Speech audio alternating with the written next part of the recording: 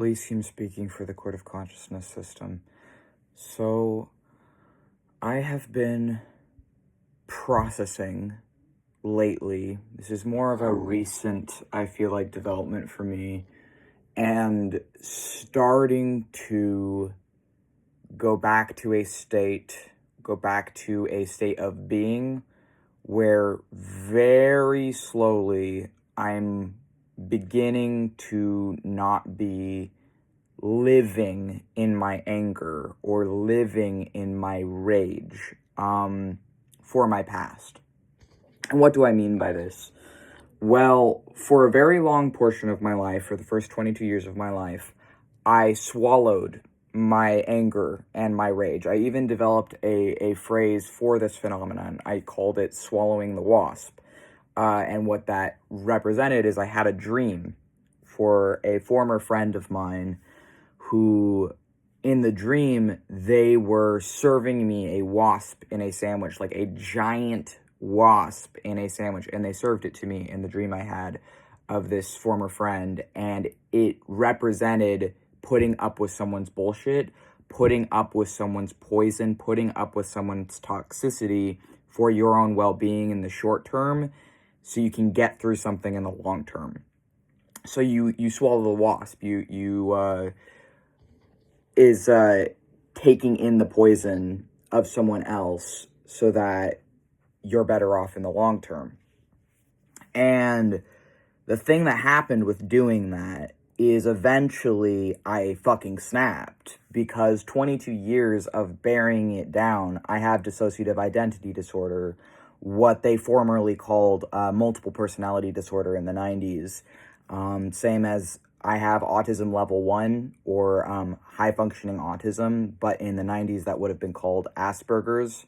And the only reason that I say what in the 90s it's called is because people are more familiar with the old terminology and people are still catching up to the new terminology. So that's why I start with that in this video. But to be someone who was dissociated 24/7 and was just not feeling my feelings because it wasn't safe.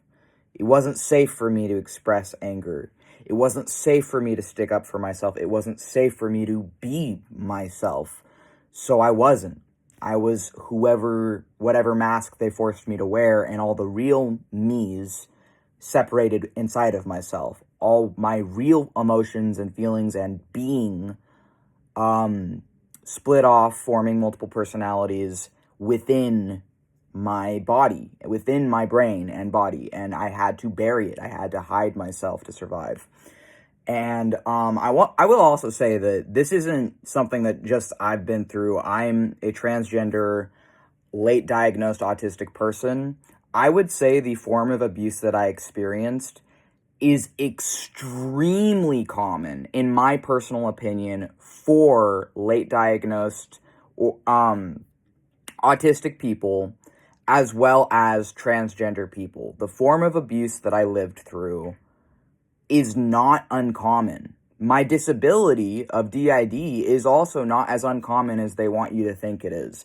People say, oh, it's so rare, but really it's just about as common as having red hair is. Only about 1% of the population has red hair. And do you never see red hair people because it's rare? No. You've probably and likely seen someone with red hair before.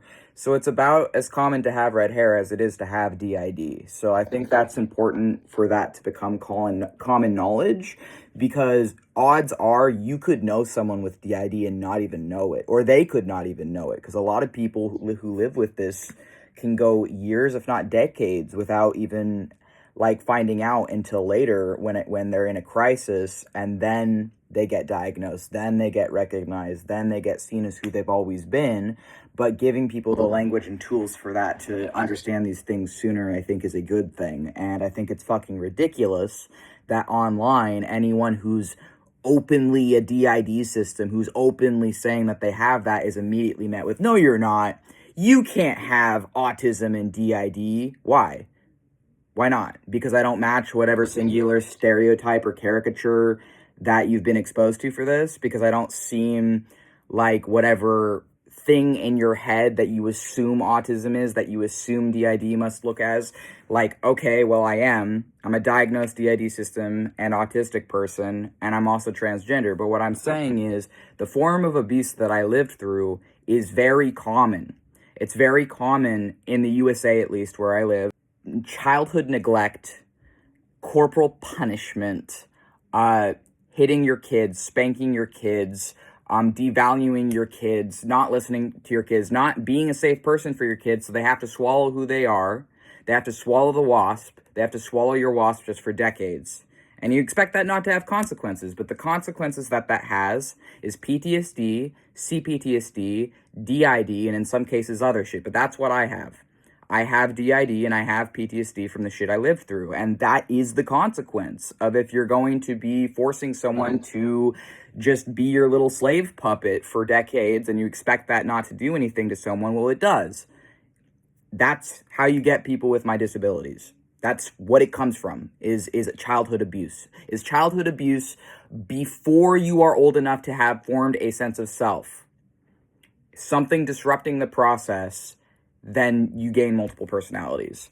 So essentially, at first, when I let myself experience my anger, which caused our persecutor alters to start fronting, which a persecutor alter is a personality or a headmate or an alter in a system that is destructive, that is perhaps violent, or is abusive either to the other headmates, to themselves, so to the other members of the system, or it can also be that the persecutor alters are, unfortunately, in some cases, abusive to other people outside of the system.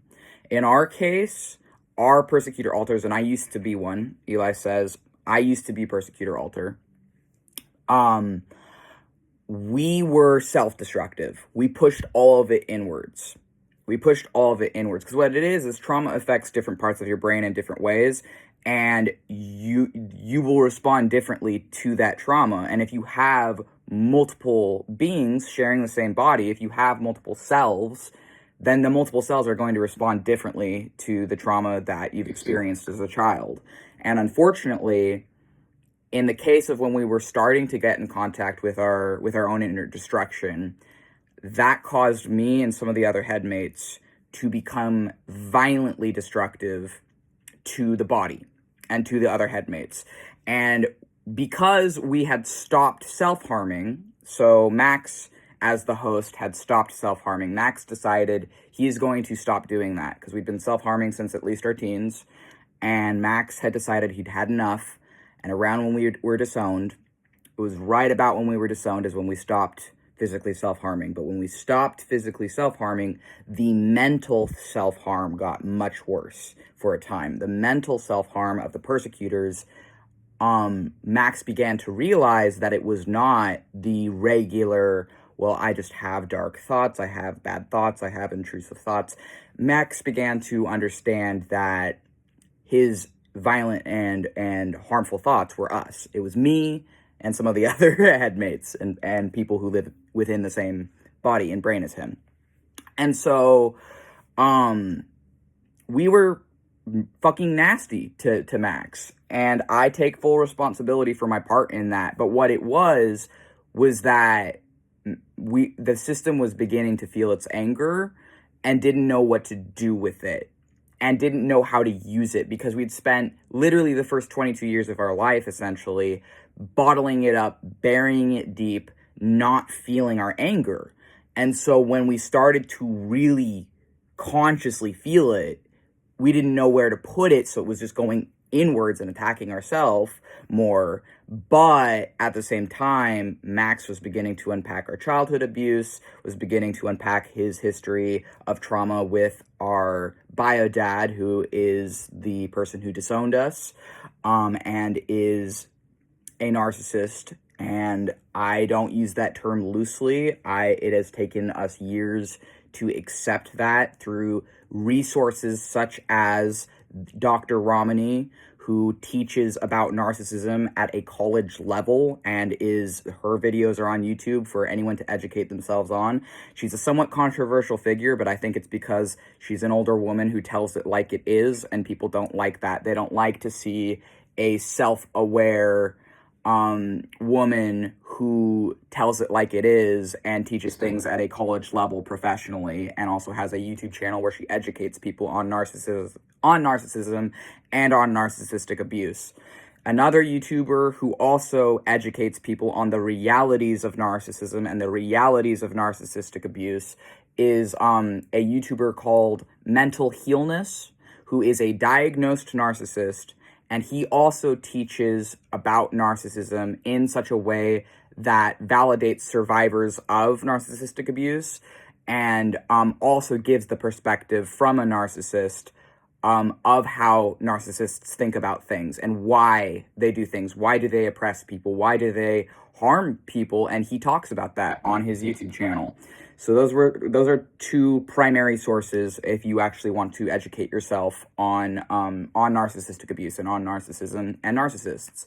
And it is a systemic issue, I will say that, but for me, understanding that helped me to stop being a persecutor alter, and it helped me to stop beating myself up, in some cases literally, and it helped us to stop pointing all of our anger and our frustration inwards.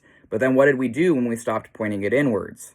Well, we started pointing it at the people who gave it to us in the first place, and the people who gave us our PTSD, and the people who gave us our childhood abuse, and the people who gave us our DID, because unfortunately in a DID system, your plurality and your system, your being multiple people, in the case of DID systems, is the result directly of childhood abuse and of childhood trauma. And accepting that our Father is who gave that to us. And I will say, I don't resent being a DID system. I don't hate being plural. Actually, I love being plural. I love being who I am. I love having multiple personalities because they're my family. They're who's taken care of me. There's who's been there for me. And even when I was fucking monstrous to the other people I share this body with, they were still there for me. And it's a blessing and a curse in a way, because on one side, yes, we are the direct result of childhood abuse, but on the other side, we are never alone, ever. We are never truly alone. It is impossible for us as multiple people sharing the same brain and body to ever truly be alone. And I don't think singlets really comprehend that. Singlets as in you, the presumably singular-minded viewers, people who do not have multiple personalities. I don't think that singlets can comprehend the kind of self-love that can develop within a DID system, and how in the fact that we are never truly alone as multiple people sharing the same brain and body, there is a level of strength that comes with that.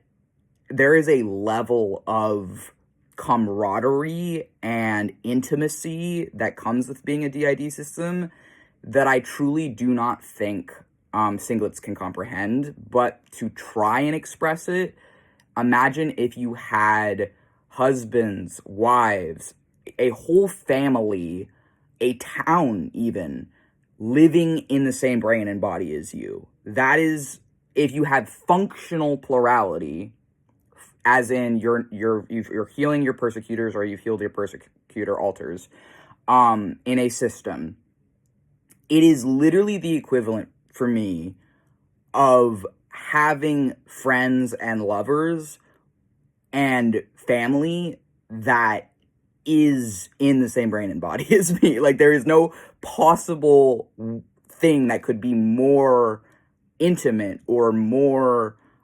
I guess, close than that. And part of what happened was at the loneliest part of Max's life, when he felt like he had no one, when we really did not have any external supports, we really did not have real friends or family at that time. And at that time, at the lowest point in our life, a few different things happened. Well, one of the things that happened is we became a wizard. He became a wizard. I became a wizard. We became a wizard. The other thing that happened is our headmates started to unmask ourselves from each other, because for a long part of a system's life, they're going to be masking as a singlet, and the dissociative amnesic barriers are going to be in place so strongly that the person doesn't even know that they're multiple people, because they're all hiding from each other for the entity's own survival. So for our own survival, we have to, in order to survive in the society, mask our disability until it becomes impossible to continue masking, which oftentimes is the result of a major burnout or a major traumatic life event, in which case that is when someone will be diagnosed with this. Ideally, if they're privileged enough or lucky enough. Thankfully, we were lucky enough that the trauma specialist, who's known us since we were 12, when that unmasking process happened, tested us and recognized us as a DID system. But so we're starting to kind of let go of some of the anger. And what does that mean for a DID system? In our case, right now it means that we've had enough distance in years away from the primary source of our trauma that we're starting slowly to be able to think about that person, which in our case is our bio dad, who disowned us, without it immediately triggering our PTSD, without it immediately triggering the defender alters to start co-fronting, without it immediately triggering flashbacks or somatic flashbacks or pain in our body. We're starting to be able to think of our dad without it immediately causing us to feel rage, burning, seething rage, hatred, and fury. And I will say, as someone who bottled all of that up for 22 years, just the fact we were able to get in contact with that part of ourselves and experience it and let ourselves experience it fully and find an outlet for that, which in our case is our sorcery, demonolatry, art, music, writing. All of these things have been outlets for those emotions for us, as well as, in some cases, there was a period where we were exercising. We need to be exercising more than we are, but I will say that if you are someone willing to exercise, that is another way to vent your rage, is through constructively, as opposed to destructively, is through exercise.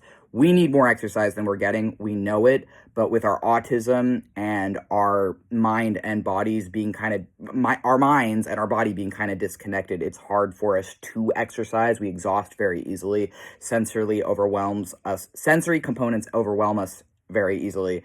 But we're trying to exercise a little bit every week, is kind of at the level we're at. But for now, it's just easy stuff like walking, going out, taking a walk. That's what we can manage right now. But we're starting to be able to think about the person who gave us PTSD and DID after no longer just swallowing the wasp, no longer just like forcing ourselves to swallow down our anger. We took a couple years to really feel it. And we felt it so violently and so passionately and so with full force, and we expressed it publicly and openly for anyone to see, our anger.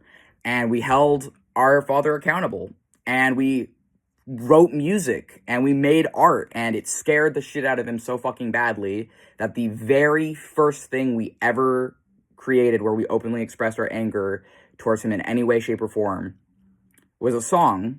And after he heard that song, he disowned us. That was the first time ever that we had publicly expressed resentment of the man who raised us, and he heard it and then disowned us a day after talking to us about it. So that was his choice, and he can live with that choice for the rest of his life. And he can live knowing that he failed his oldest child, and that his oldest child will forever see him as the monster he is. We'll never hide what we can remember of him putting us through. We will never hide who he was to us and what he was to us. And he can live with that, because instead of apologizing even once, instead of taking accountability even once, he chose to run away and be a coward. And yeah, he can fucking live with that. I don't fucking care. If he wants to disown us and have us be his villain, then we'll be his villain, because our DID headmates and our personalities express in our brain as demons. And that's no coincidence. It's because we were treated as demons. We were treated as demons our whole life. We were treated as worthless and disposable and as a burden. And so most of our headmates in our brain resemble, present, and to ourselves and each other present as demons. We present as jinn. We present as magical wizard demigod jinn. And the thing is with that is it's because of the form of abuse we endured. I could go more into that, but I'm not going to. But essentially, it took us a long fucking time to even recognize this shit and accept it. But this is why our disabilities and our magic is also directly connected, is because our magic and our witchcraft and our sorcery gives us an outlet for our disabilities as well. But I'm starting to be able to think about and talk about my bio dad without it overcoming me with rage. And this is a positive development in my life. And I'm sharing this development because I want to show people that it is possible, if you give yourself enough time to process the emotions you've been storing and bottling up inside for years. Yes, there may come years of now you are living in your anger. Now you are your anger. But maybe you need that. Maybe you need to give yourself that. Allow yourself that. And we allowed ourselves that. And now we're starting to be able to slowly, very slowly move on from that. And that's something we're recognizing. And that doesn't mean that we don't hate him. It doesn't mean we're not angry still with what he did to us, but it means we accept it. We accept what happened to us. We accept that as a kid, we were given DID and PTSD by the person who was supposed to be there to protect us, who was supposed to be there to defend us and teach us, who failed at every conceivable level and every choice they ever made for us as a parent, except the choice to disown us. Every other choice they made led to our life getting worse, led to our mental health, our physical health, and everything in our life worsening. The one good decision he ever made for me was disowning me. That is the one thing he ever chose as a parent that led to my life improving, was to stop being my parent. And I really and truly mean that. And I think that just the fact I'm able to fucking talk about this shit and I'm able to move on from the insanity and the abuse and the bullshit I've lived through, from the mental hell that was put into me, that I'm able to stop self-harming, that I'm able to live a functional life, that I'm able to help myself, is a testament to my strength. And I'm not a persecutor anymore either. I don't hurt myself. I don't lash out at myself or myself. I protect ourselves now.